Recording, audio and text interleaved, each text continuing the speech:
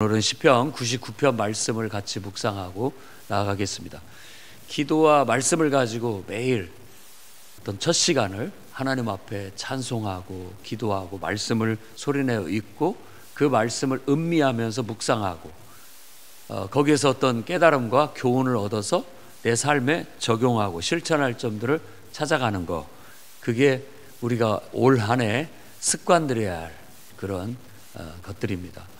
그래서 성경책이 필요해요. 여러분 꼭 여러분의 성경책이 있어야 됩니다. 밑줄도 긋고 막 메모도 할 수 있는 아끼지 않는 성경책 필요하고, 그리고 이런 노트 꼭 필요합니다.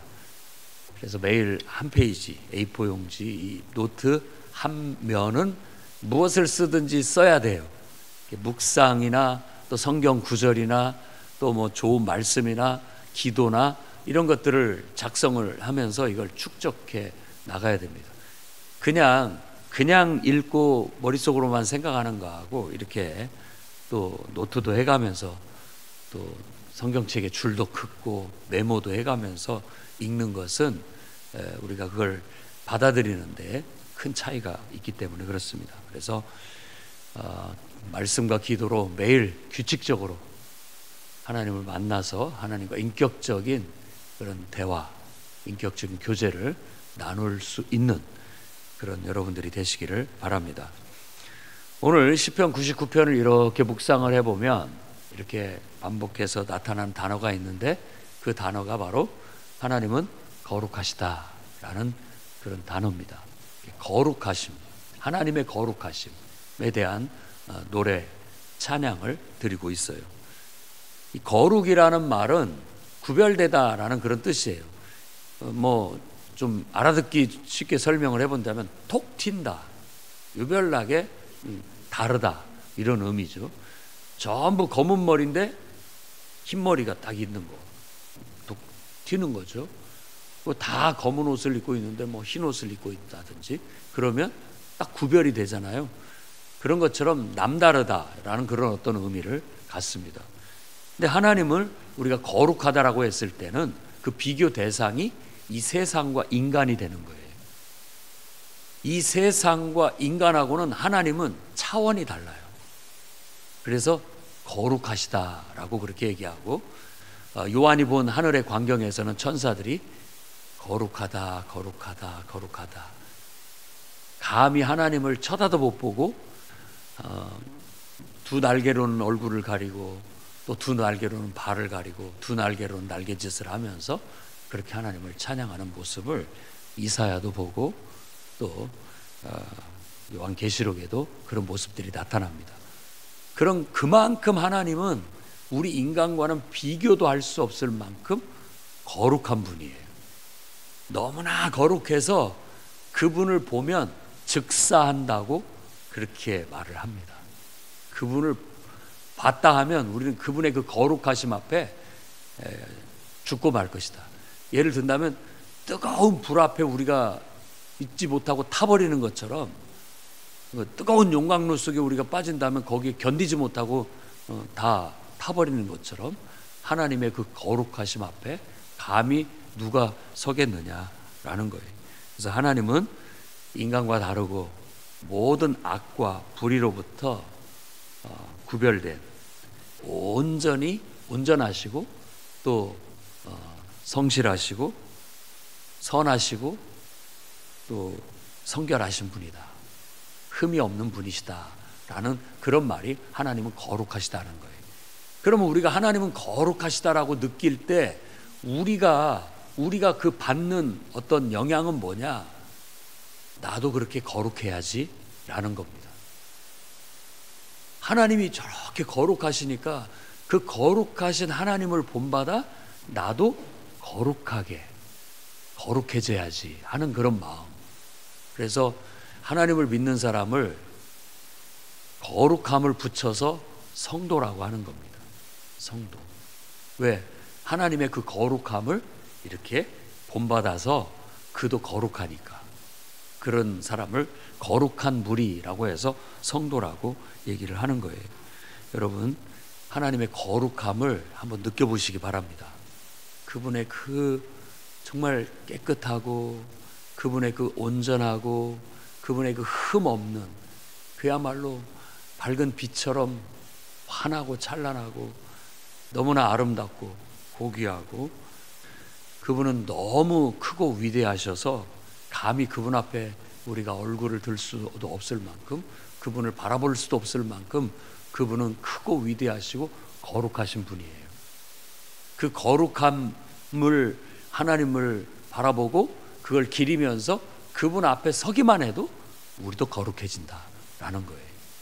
그래서 여러분이 교회를 와서 이 예배의 자리에 들어오면 우리가 하나님의 그 거룩하심 앞에 서게 되고 우리도 거룩하게 될 줄로 믿습니다.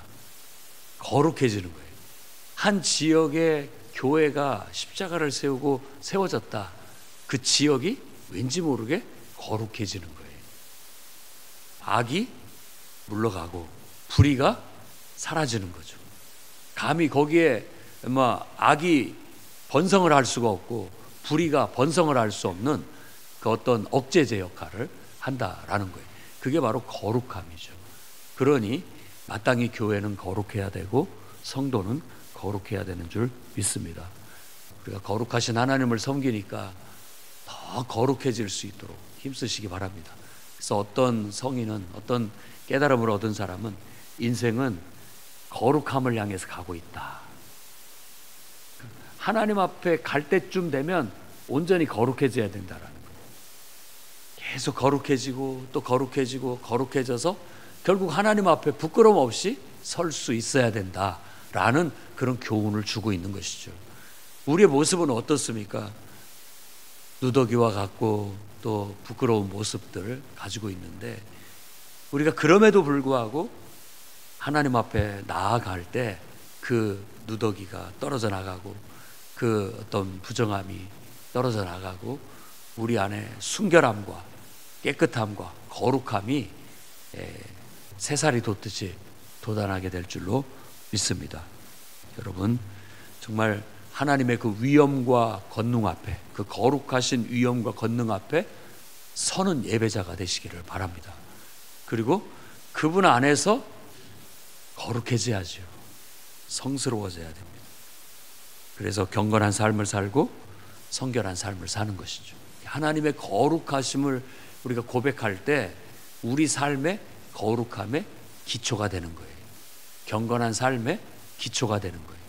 하나님의 위엄과 권능 앞에 두렵고 떨리는 마음을 갖고 그분의 거룩하심 앞에 설 때 우리도 의도하지 않아도 자연스럽게 거룩해진다.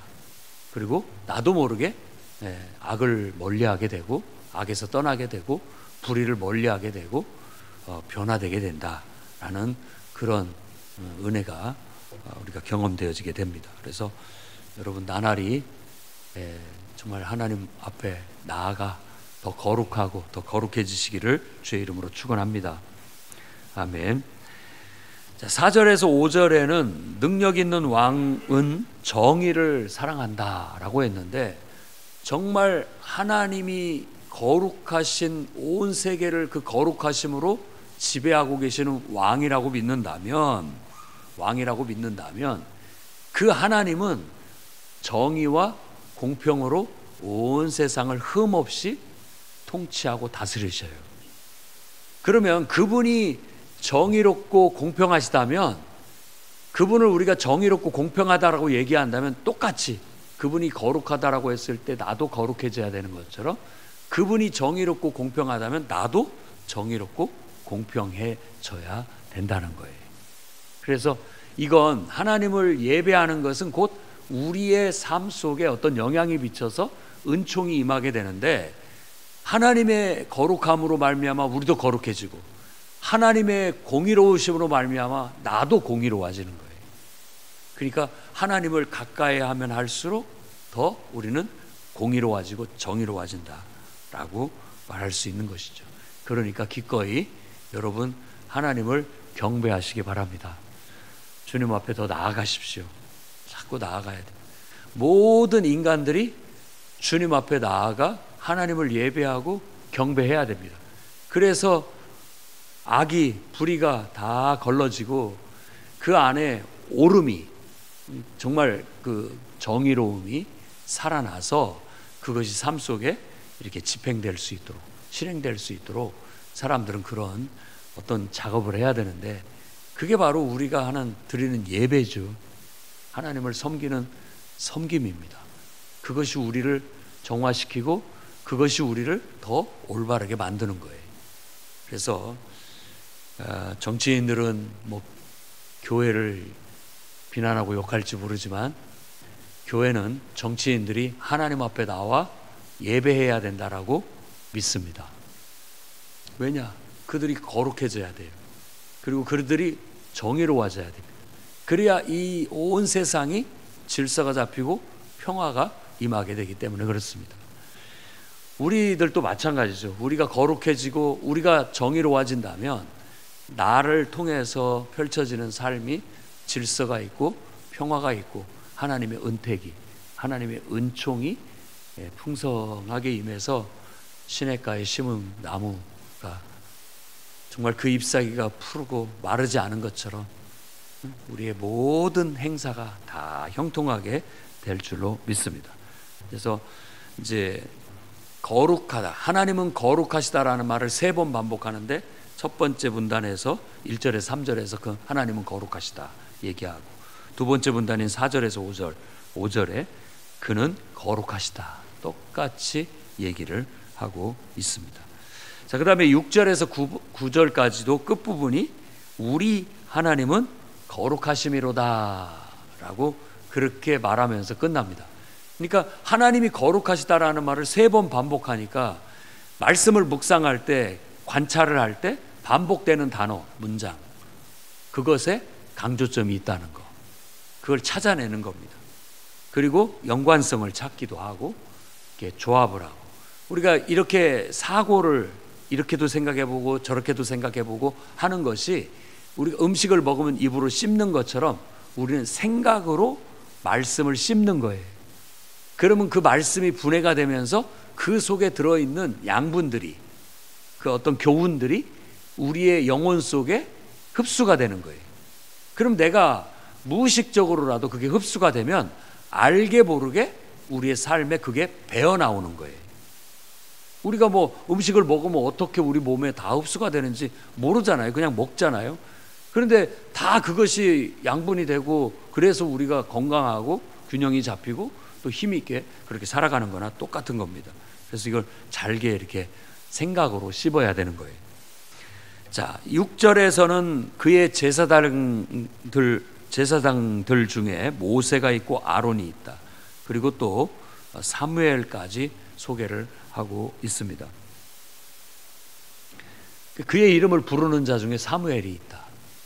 근데 이 모세와 아론과 사무엘은 하나님을 예배하고 하나님을 가까이하고 하나님의 그 거룩하심을 가까이 하면서 거룩해진 사람의 어떤 한 모델들이라고 할 수 있겠어요. 대표적인 모델들이에요. 그러면은 그들이 모델이라면 그 모델을 닮아가는 사람은 누구냐? 바로 우리죠. 하나님의 백성들.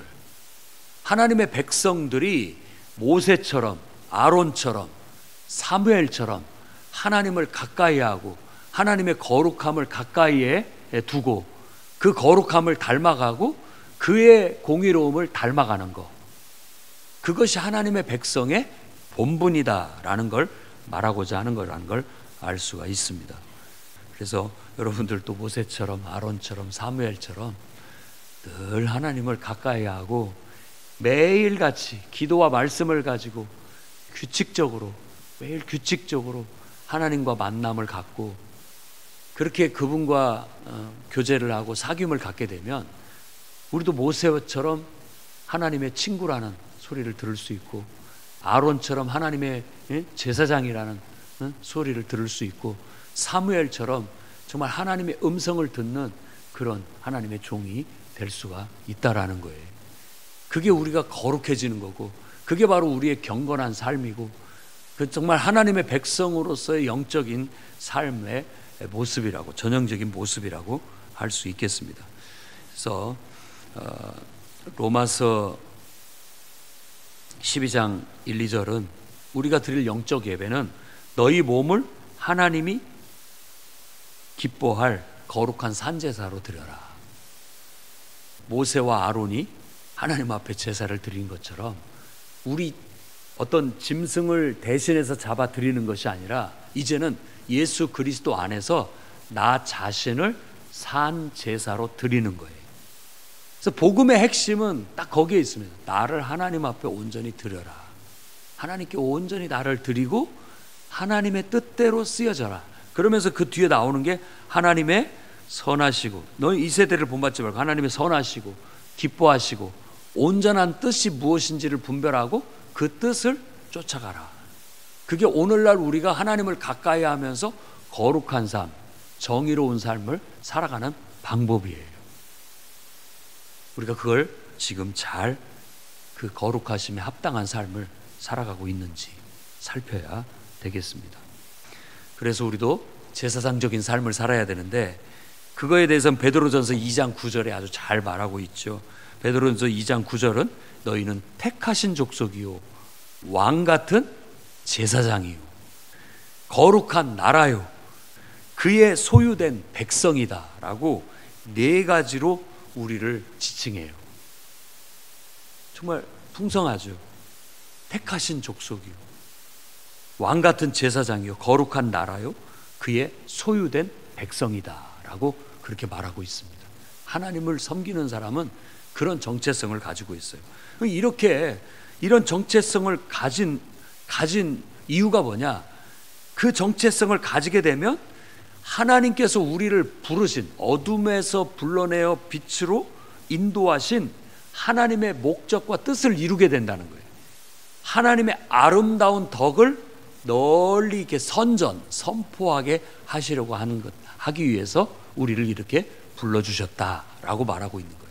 그러니까 우리가 하나님을 가까이 하고 하나님과 친밀해지고 하나님과 인격적인 사귐을 나누면서 그분의 친구처럼 친밀함과 그분의 아들처럼 정말 친밀함과 어떤 그런 친숙함과 하나님을 가까이 하는 삶을 살게 된다면 우리 안에 하나님의 속성들이 이렇게 흘러 들어와서 하나님이 거룩하신 것처럼 나도 거룩해지고 하나님이 정의로운 것처럼 나도 정의로워져서 진짜 사람다운 사람, 하나님의 형상을 닮은 구원받은 참된 인간상을 이루게 된다라는 게 성경에서 말하는 어떤 구원관이라고 할 수 있겠습니다.